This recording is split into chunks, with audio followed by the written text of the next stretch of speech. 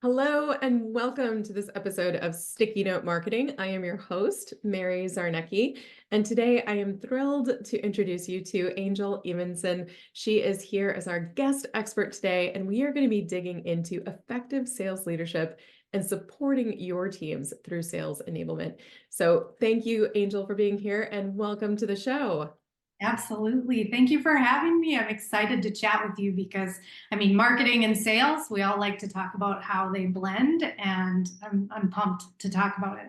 Yeah, when they work together, it can be magic, right? But that's the key is we want to help them work together. So now I know in your role as a fractional CSO, consultant, and coach, you work with a variety of different clients, but tell us a little bit for those who may not be familiar with you. Who are you working with now and what do you do in your business? Yeah, absolutely. So I work with kind of a wide variety of clients in the coach and consultant world. I work with leaders of smaller businesses all the way up to global billion-dollar businesses. So really my intent is to partner with intentional leaders to help them grow their organizations, but not only the organization as a whole, to help them personally, professionally, and then just accelerate the growth within the business by doing that. And that typically is within the sales org that we focus, and then just making those sales leaders the most effective, empathetic, growth-focused leaders. Amazing. Now, what brought you to that? Obviously, working with the sales leadership, sales teams, what was your journey like to get to where you are now? Oh man, it was quite the journey. I feel like anybody's career journey is pretty crazy, but mine, I never even entertained the idea of being in sales until my best friend, when I was 18 years old and a freshman in college, said to me, "You should try your hand at sales." And I was like, "Yeah, no, I don't want to do that." And he was like, "No, you really should. You'd be really good at it." And he was working at Sprint at the time as a retail sales supervisor. So he coaxed me into joining the team, and there was no turning back. I loved it. I loved the constant people interaction, the constant relationship management, not only on the team, but with the repeat customers. And so that just kept me in the sales and marketing realm. And then I worked my way through my degree in business management and really grew a love for business and effective leadership through that. And so then I just kind of followed that journey. And then about 6 years ago, launched my business and have been consulting and coaching with leaders since then. Amazing. And I'm sure you've seen a lot of good and bad along the way, and that's where you're able to help people out. Absolutely. As you know, when you interact with leaders on a daily basis, you see good organizations that are functioning really well, that have a really healthy culture and an exciting culture. And then you have those that really just aren't functioning well, aren't collaborative. And truly, it stems from that leadership. And so that's where my passion for leadership really gets fulfilled, because I'm able to come alongside those leaders and help them. But yeah, you see good, bad, and ugly. So, where do you usually find people needing you the most? So, for example, the most common challenges that you're seeing the sales leaders that you're helping bump into? What are the most common pitfalls that people are facing right now? Yeah, I would say right now, especially in this economy, growth obviously is really difficult, making sure that you have effective marketing and sales engines to actually convert those into customers. But it's honing those processes to make sure that that is able to be accomplished. And so where I've seen a lot of organizations struggling is there are these really heavy expectations put on them with these numbers and these sales numbers, but it's not really explained to them, or they're not really helped through that training and that process to get there. And so I back into goals a lot when it comes to leaders, and we focus on that overarching goal, but then we break that down throughout the year into how can we lay this out for the sales reps to make it look easier, because it is easier when you do that.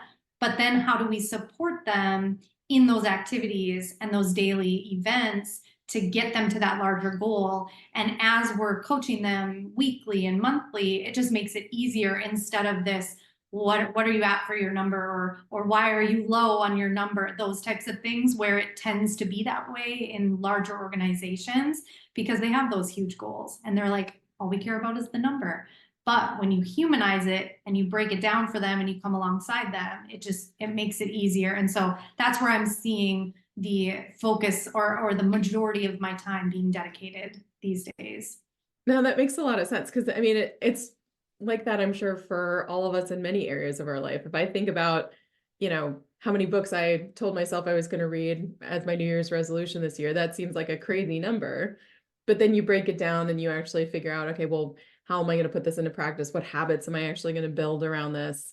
So when you're Right. working with leaders to do that, I know one of the things you talk a lot about is starting with empathy. Mhm. So how do you get leaders who may not have that natural inclination of starting with empathy to shift to start thinking it that way?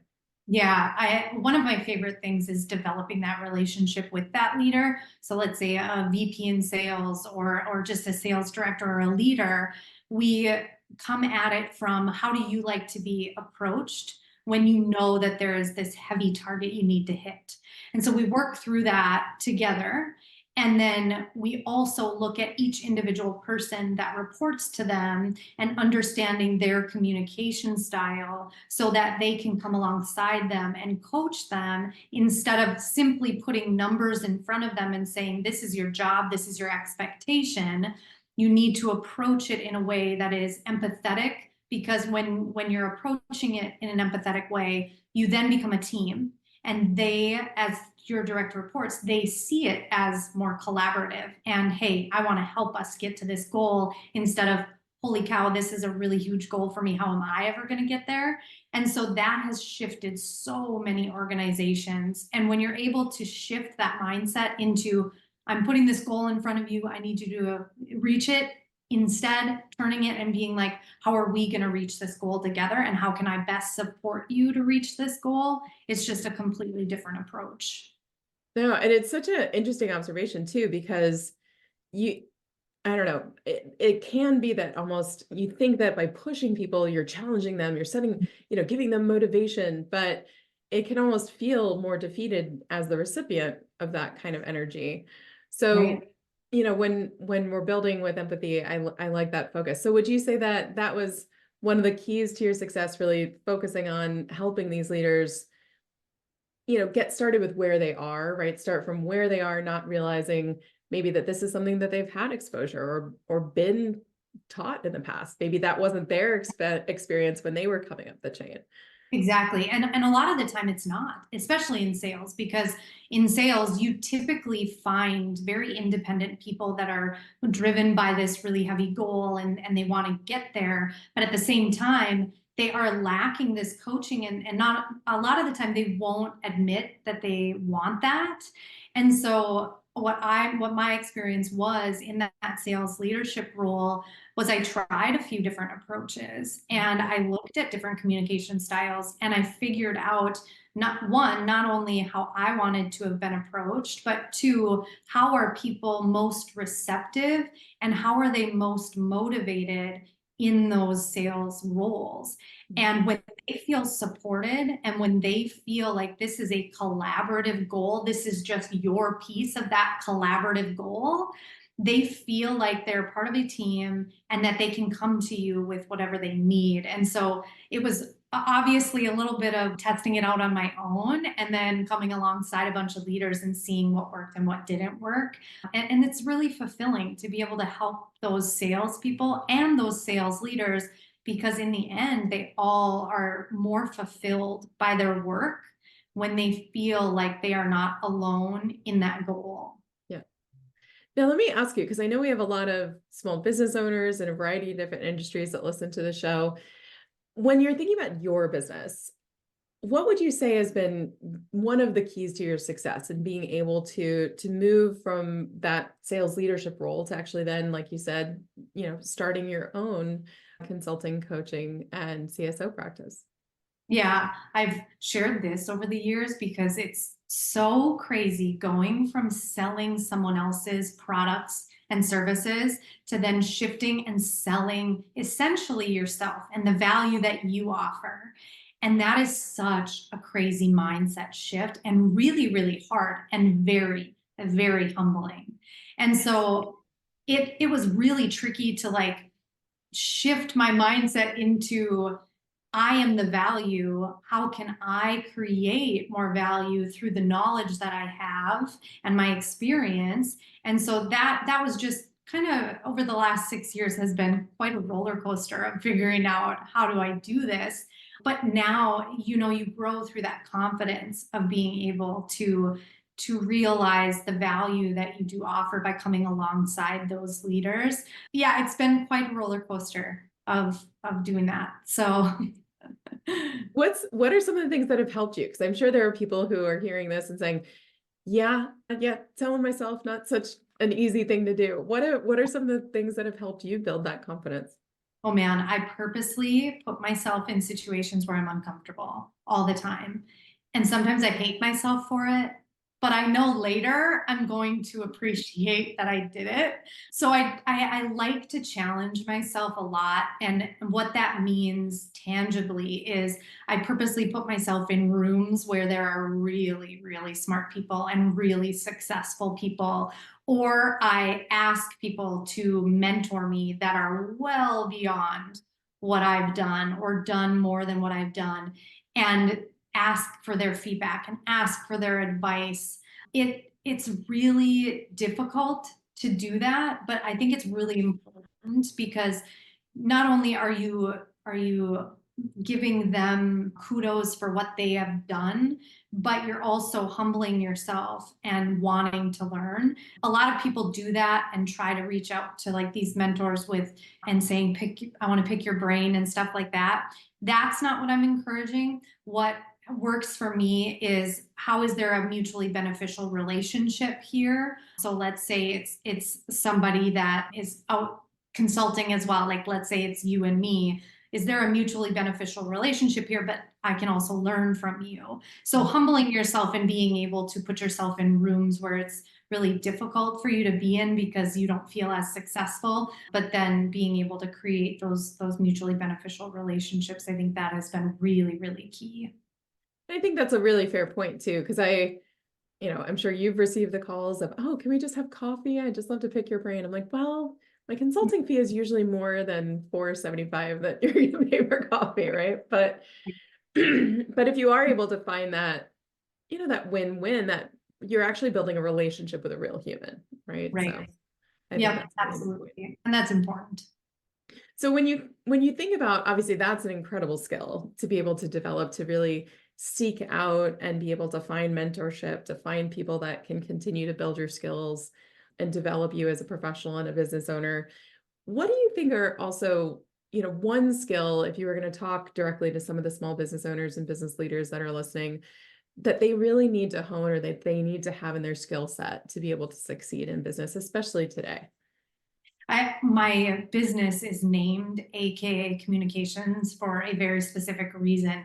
Communication to me is the lifeblood of everything. And so as a business owner or a business leader, being able to understand your own communication style and those that you are speaking to, whether that be your team or your customers or the community that you're in, that is one skill you should always be working on and focused on how can I be clearer in that communication?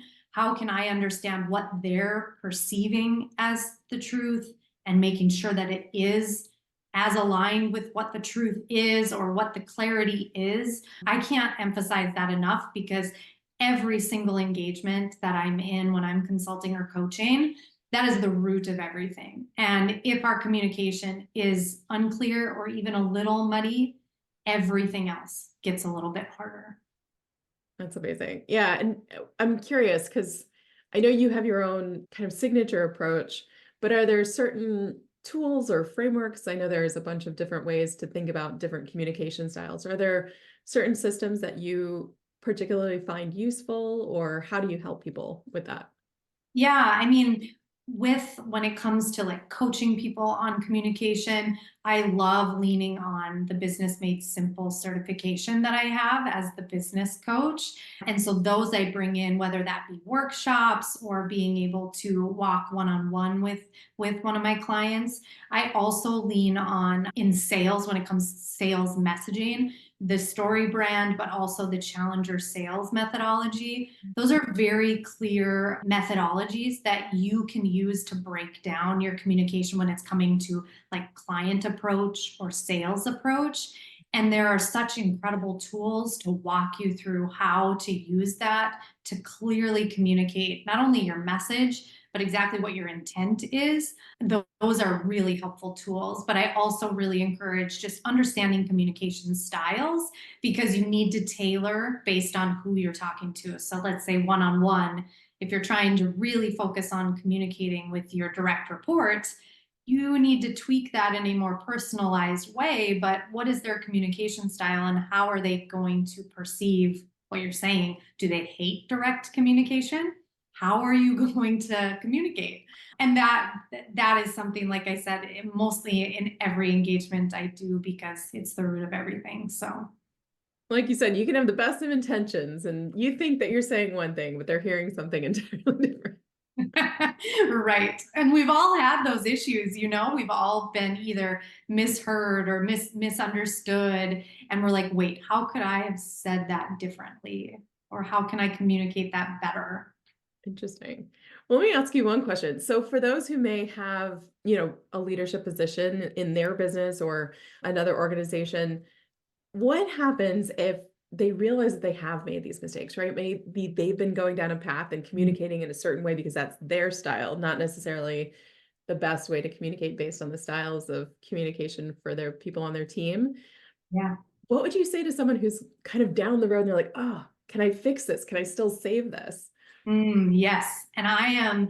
You'll know this if you follow me on any kind of social media platform. I am very vulnerable with my own either failings or struggles or things like that because I believe as a leader, when you are able to own those things and come at it from a really transparent place, you make it a safe place for your team to do the same. So if you're able to come in and say, "Hey, guess what? I've been doing some education on communication styles and I realized I'm communicating with you all very directly because that's what I like.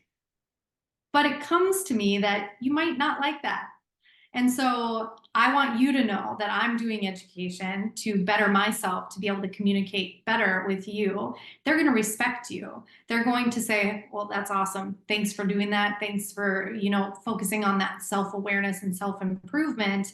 And then they can also be brought in with, hey, if you see me leaning this way again, feel free to nudge me and say, that might not be the way that is best for me to understand it. It creates more of this like safe environment for teams to collaborate and be just more of a empathetic, understanding, and collaborative team. Fantastic. So it's never too late, is what I'm hearing. Never too late. Never too late. Lead, with that modeling the same vulnerability, like you said, that authenticity, that being real, being honest with your team. Fantastic.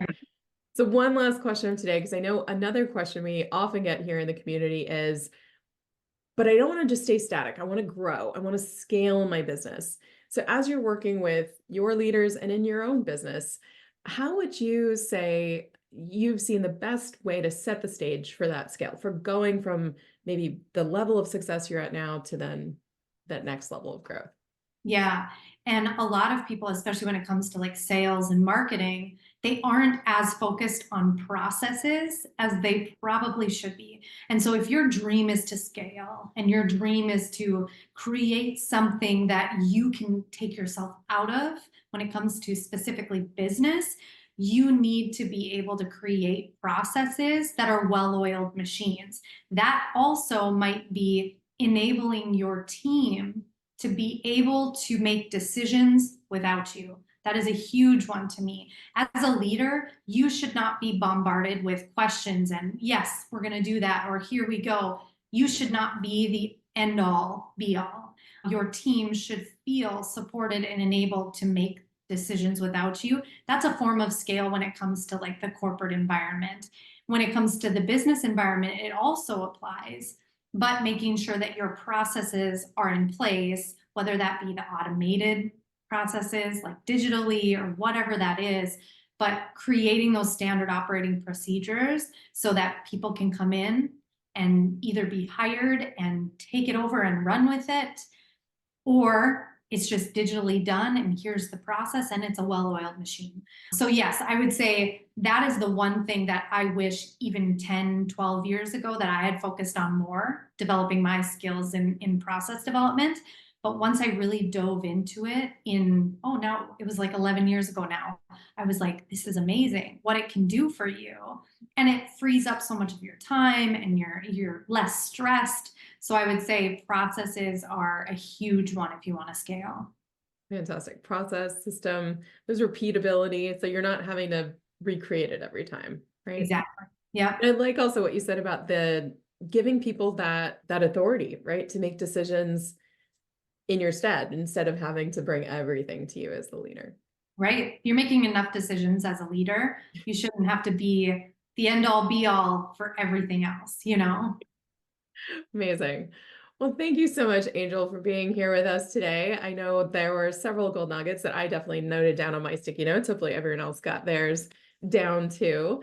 Is there anything that you want to share kind of as a parting thought with the folks listening today, either the sales leaders that definitely need you in their life or other small business owners like us? Yeah, I would say, I mean, I just find vulnerability as such an important thing as a business owner, as a leader. Being able to be vulnerable is truly a strength, and lean into that and show people that it is okay. And that doesn't mean that you need to sit there and share your whole story of like whatever is happening to you. It means being able to air out your struggles and certain things about what you are facing so that they can either relate or start to respect that you are human just like them. And so own that vulnerability and just realize that it is a strength. Amazing. Thank you so much. Now, I know some people listening are definitely going to want to get in touch, learn more, continue the conversation. What's the best place for someone to connect with you online? Yeah, my website is the one spot that I typically send people to. So it's angelevenson.com. You can find all of my social channels there as well. They link out there, but you can see all of the services that I provide and then follow me on social from there. Fantastic. And wherever you're listening or watching this, we'll definitely include all of Angel's links. So thank you again for joining us today. So happy to have you on the podcast. Yeah, thank you. As I figured it would be, it was an easy conversation. Absolutely. Well, to everyone listening and watching, thank you again for joining us on Sticky Note Marketing. Tune in for the next in our series of guest experts, and I will see you next time.